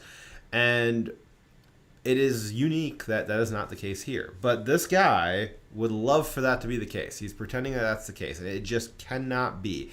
And that is a division that is so critically important that to defend that he needs to be removed from his position immediately. We cannot allow any kind of creep on this division between civilian-controlled military and military-controlled civilians. Yep. All right. So I was trying to think to myself, in what context could I ever think that this guy's statements could have been innocent? And I'm thinking to myself, maybe if he was not televising it, but he was doing a commander's call where he's talking to his troops, and someone recorded him, and someone asked him about Tucker, and then he gave his opinion then, not thinking about, maybe I shouldn't be actually responding to a journalist then. That's a completely different scenario. And maybe I'd be quick to forgive that. I shouldn't have said that, right? It was on the fly, right? But this guy, he planned the statement. He set up the stage in his office. This was an intentional statement he was making, and any argument that this was not meant to be a official statement is idiocy. Yeah.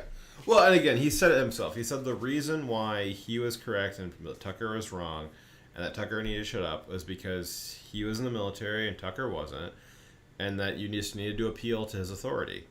That right there, that implies exactly. Well, it's not implying. It's him just. He's just giving away the game. It's just exactly what he meant it to be. That he is the military guy. He's got the guns. You got to listen to him. He's also got the pregnant army. So Yeah, terrifying. He's gonna have a lot of child soldier recruits out of the BLM occupied cities. So Yeah. That's really their only future because they can't study anymore. Man, Okay, what's the next? The moon is just going to be a wasteland of child soldiers and pregnant women. It's going to be terrifying. Yeah, I saw the Space Force movie. I know we're going to go to war with China over the moon. Oh, yeah, for sure. Well, so that's the state of the military. You wonder why the military is going to fight the political battles, and then you watch some of the videos about Joe Biden, and you stop wondering why the military has to fight the political battles.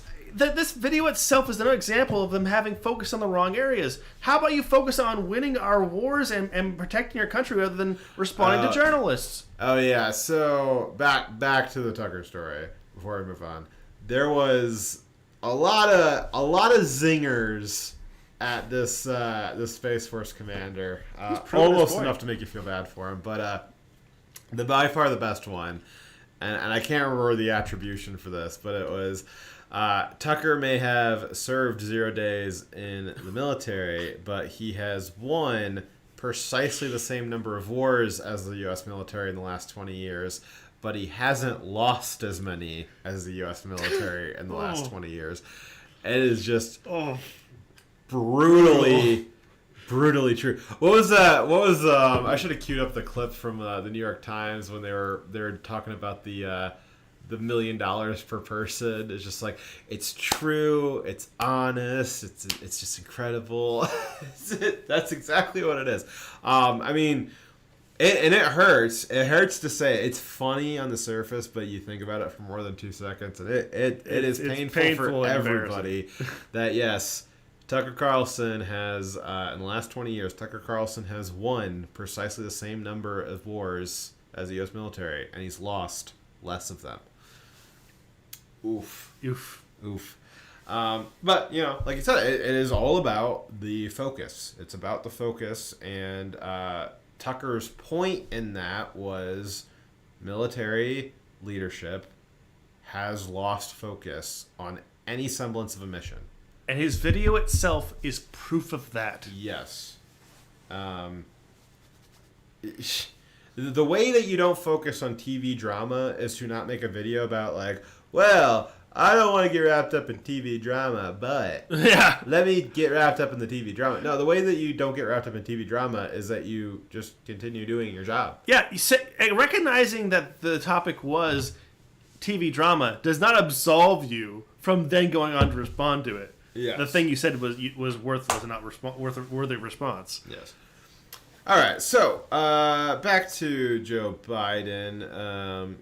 Well, let's just watch Joe Biden here. You guys probably seen this clip. This Our is great also, president also painful to watch. represents our country. We're gonna do it.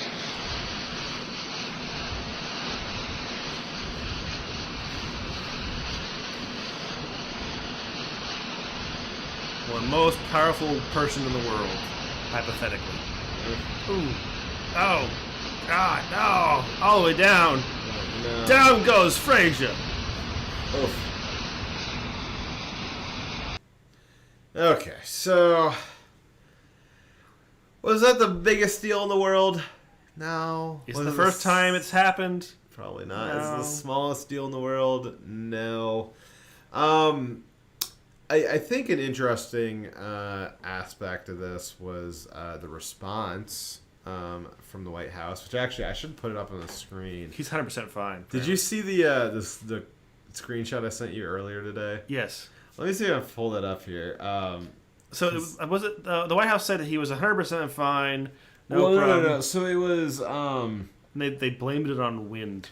Well, so there's that, but then I was searching for this earlier. I'm gonna pull this up on the screen here. So this is someone falling. First off, it's happened to a president before, falling down the stairs, and it is not in and of itself is not a sign that someone is not healthy enough to serve as president, because anyone can trip and fall. But in context of a president who doesn't know where he is half the time, who messes up constantly and slurs prepared statements on teleprompters, and who cannot answer unscripted questions, when he can't have more than 30 minutes of talking at one time, where he can barely do one event in a day, whereas President Trump could do multiple many-hour events in a day. This is just further evidence of him not being mentally and physically fit to serve, and it is a sign to our enemies that he is weak. Yeah.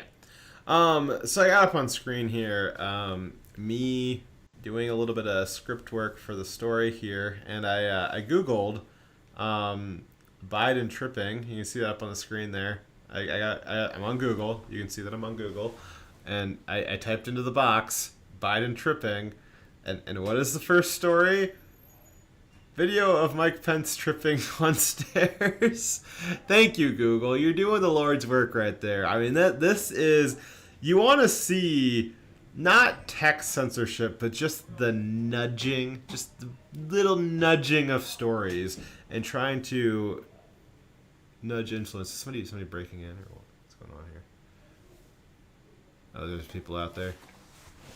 Wait, are we causing a ruckus? Just look through the little eye hole. What was it? Okay, we're good. It's not, the Chinese are not invading. Okay. But you can see. Just I thought this was funny. Not the biggest deal in the world, but it's just funny that Google is just trying to cover up for Biden. Everybody's trying to cover up for Biden. I do want to make a comparison to how they made a huge deal about Trump going slowly down a wet metal slant coming off a stage, where he was concerned that because it was a slippery slope that he could trip, and if he did, well, you know what the media is going to do with that picture of him falling, right? They're going to say he's unfit for office. Well, so, I mean, the left has never seen a slippery slope that they haven't dived right into. right. So he took careful little steps coming off that ramp, and then took normal steps as soon as he's off of it. And they said, oh, there's something terribly wrong with Trump because look how he goes down that ramp carefully. The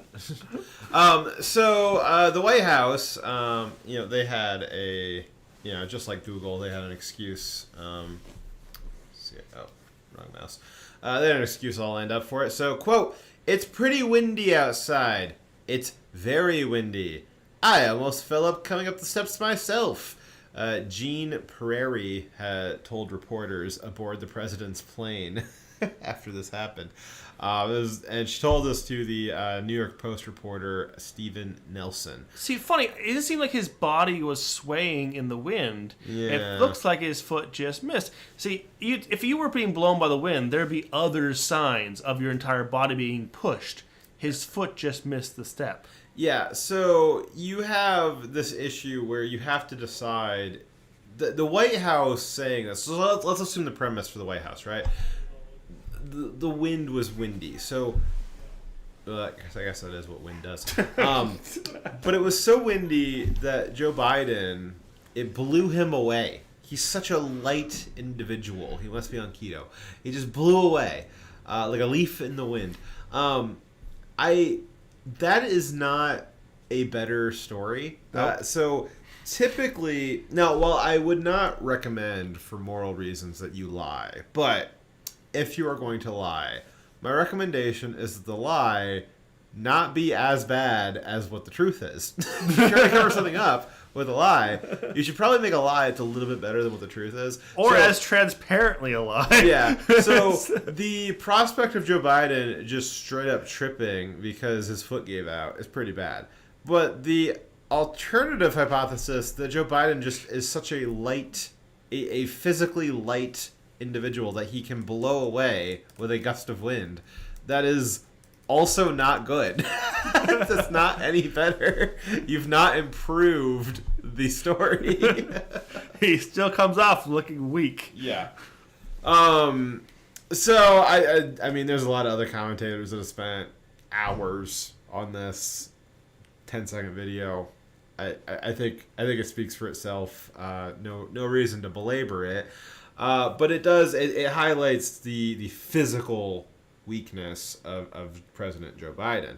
But we had some other incidents this week that highlighted the much more important strategic weakness of Joe Biden, that he has none. No strategery.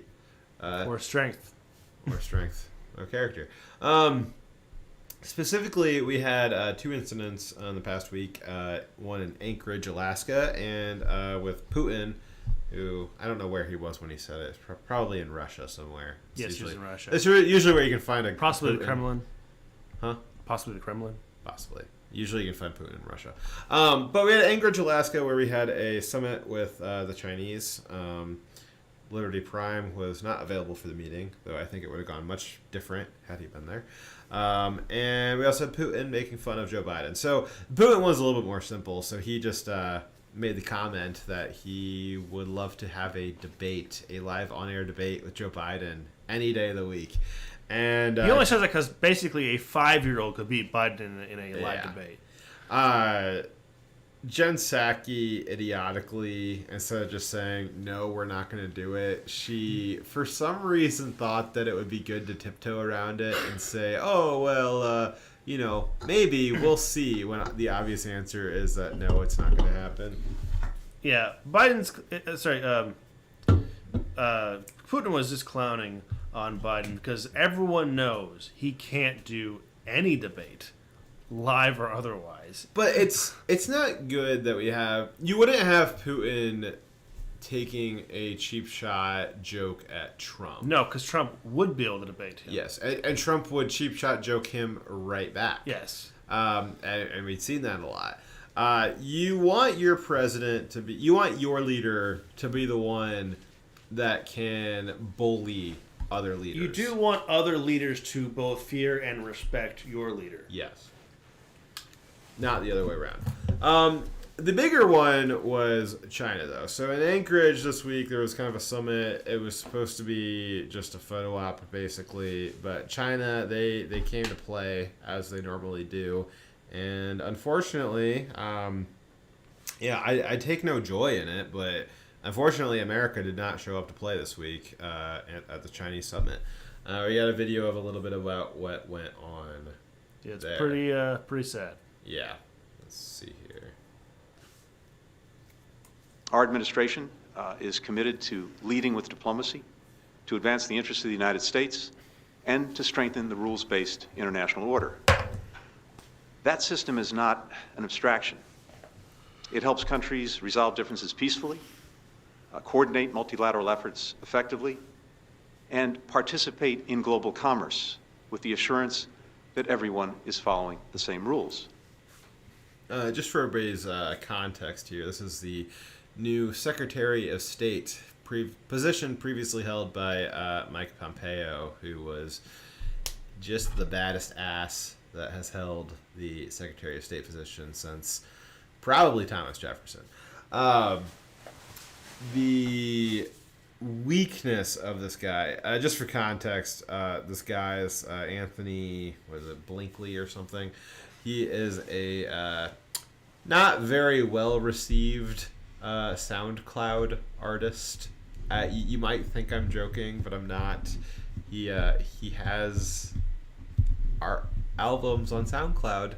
I don't know where Joe Biden found this. Joe Biden found this man to be the Secretary of State, but we have a failed SoundCloud music artist is now the Secretary of State, and it shows. You know, I could forgive him for being a failed SoundCloud artist if he had any backbone or any ability to speak on behalf of our country, but he doesn't. Yeah. Let's see. I believe, and if you're curious, I believe his SoundCloud name was B. Linkley. Or, no, it was A.B. Linkley, I think is what it was. He's trying to be like Abe Lincoln or something. Oh, my God. Yeah. The alternative to a rules-based order is a world in which might makes right and winners take all. And that would be a far more violent and unstable world for all of us. Today, we'll have an opportunity to discuss key priorities. You guys need to understand he's talking about China's human rights violations and their economy manipulation to destroy other countries' economies. Their bullying of people, of other sovereign nations' waters and airspace. He's talking about very clear, measurable crimes by the Chinese government. And listen to how mealy-mouthed and weak his argumentation is. He's not making any strong argument against the crimes they're committing. This is a sad attempt to call them out. And it's words that he probably didn't even write. It's just these kind of... There's no conviction in what he's saying. Yes. Pompeo could speak at length. And one of my favorite ways that Pompeo spoke was in what he didn't say. He would say something that implied what he was going to do. And you felt it. You knew he meant it. And this guy appears to just be, might as well send a teleprompter there. Yeah. Both domestic and global, so that China can better understand our administration's intentions and approach. Understand We'll also our discuss intentions. our deep concerns with action. I don't think that there was any misunderstanding with what Pompeo's foreign policy was. I think it was pretty clear. Yep. And that was in actions and his resolve. To the extent that there is confusion in what the Joe Biden policy is for China, that's really on Joe Biden. How is something more along the lines of, we recognize that China, you are running concentration camps for the purpose of forced labor and the harvesting of organs. We condemn your actions. We will not do business with a nation that is committing these human rights atrocities. That's a strong statement. Yes. Actions by China, including in Xinjiang, Hong Kong, Taiwan, cyber attacks on the United States, economic coercion toward our allies. Oh, it sounds like Each small of these things when he actions says them. threaten the rules-based order that maintains global stability. He cares That's about why they're not order, merely- not human rights, suffering of people. This is such weak argumentation. Internal matters, and why we feel an obligation to raise these issues here today. China is firmly opposed to U.S. interference in China's internal affairs. We have expressed our staunch opposition to such interference, and we will take firm actions in response. On human rights, we hope that the United States will do better on human rights. China has made steady progress in human rights, and the fact is that there are many problems within the United States regarding human rights, which is admitted by the U.S. itself as well. So, what she just said is that basically maybe China's got some human rights issues, but the U.S. has more, and her evidence that the U.S. has more is that the U.S. has self-admitted that there's human rights atrocities all over the United States. And you see that in the media. They say that we're running concentration camps on the border, that we're having a holocaust of police hunting down black people in every city and executing them en masse. And the real problem here is that I don't know how to argue against what the Chinese diplomats are saying. Under the Democrats and the deep state, we've geared our entire government, military, banking system, the economy, even laws now, education system, around the premise that America is evil, that America is white supremacist, that we're all racists. We just heard it earlier from that would-be judge, that all Americans are racist. And it's not true. I can say unequivocally that it's not true, but, if somebody's going to self-identify themselves as evil, and then you come tell me, hey, maybe you shouldn't do that, I'm going to tell you to fuck off. If you have identified yourself as someone who is evil, why would I listen to you? Why would I do that? And so China is looking at us and saying, well, America has self-admitted over and over again that they are human rights violators, they're committing genocide, that they're racists. China's saying, okay, well, we believe you. We'll buy that premise, and we'll say, well, we're not going to listen to you because you guys have already self-admitted that you're evil. Why would we listen to evil people? And so, let's see here. So, China accepts that premise, and like I said, why would they want to take advice from us? What is realistically which is realistically what we need to be doing at large as a society, like I said earlier, is we need to stop with this idea that if people are going to self-identify as racist, accept their premise that you're not going to listen to them. China's doing it to us as a nation. I don't like it, but it's something that we need to be doing on the micro scale here in the nation to try and stop this from becoming foreign policy, even though it already is.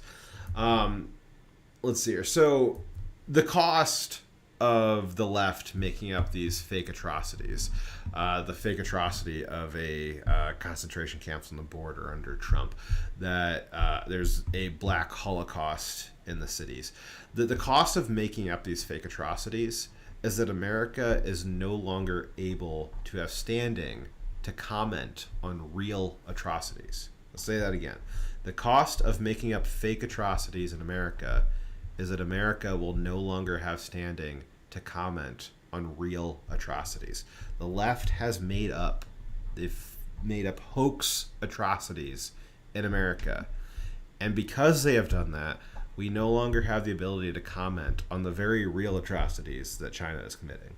And there may always be radicals who will say that America is evil and will lie that the stats that there are more black people who are arrested for crimes means that there is a implicit racism in law enforcement. People will make those lies, but the government doesn't have to justify and support those lies. They can condemn them. They can not give legitimacy to the claims, not imbue them in law or policy. We could have a government that rejects the idea that we are evil and that we shouldn't have a place in the discussing moral things on an international scale. But the problem is we have a Secretary of State who is trying to argue about human rights violations when he's part of a party that says we are the worst of human rights violators. He has no position of strength to argue from. Yeah, and that's really tough. And I stand by what I said earlier, is that if somebody's going to self-identify as evil, then they don't have the standing to tell someone else that they're evil. And unfortunately, not as individuals, not as the right, not as conservatives, not as whatever, but institutionally, the Democrats and the deep state have forced America to institutionally self-identify as evil, and we've now lost the ability as America to confront evil because we've identified ourselves as evil, and that's a tough one. I don't know how we're going to come back from that easily, because even if we pull back on the political front, you still have the media apparatus. It's a tough position to be in.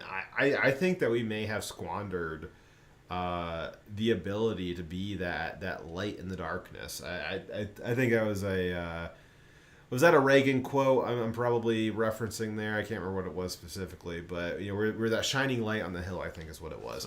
I think that what the left has done the last 10 years, I think it may have put out that light. It has lost our standing to confront evil in the world, and that's going to be something that's very, very difficult to get back.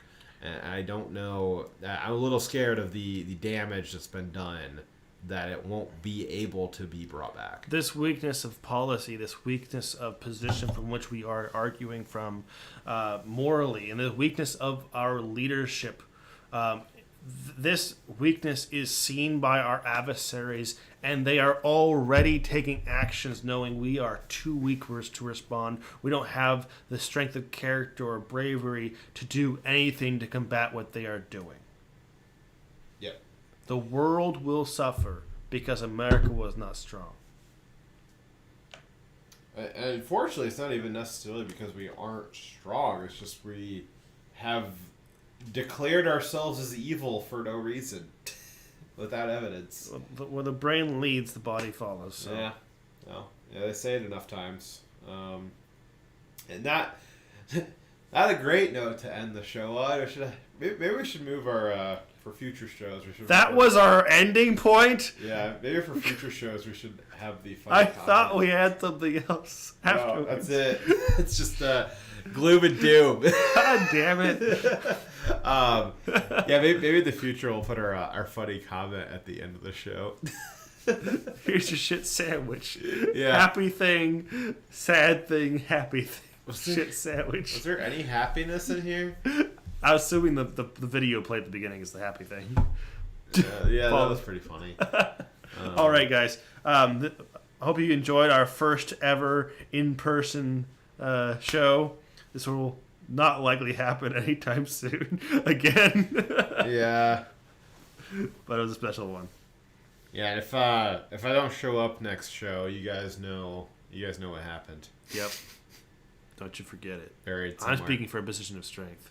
Yes. Direwolf out. All right. Chaviz signing off. You guys have a great night, great weekend. We'll see y'all next week.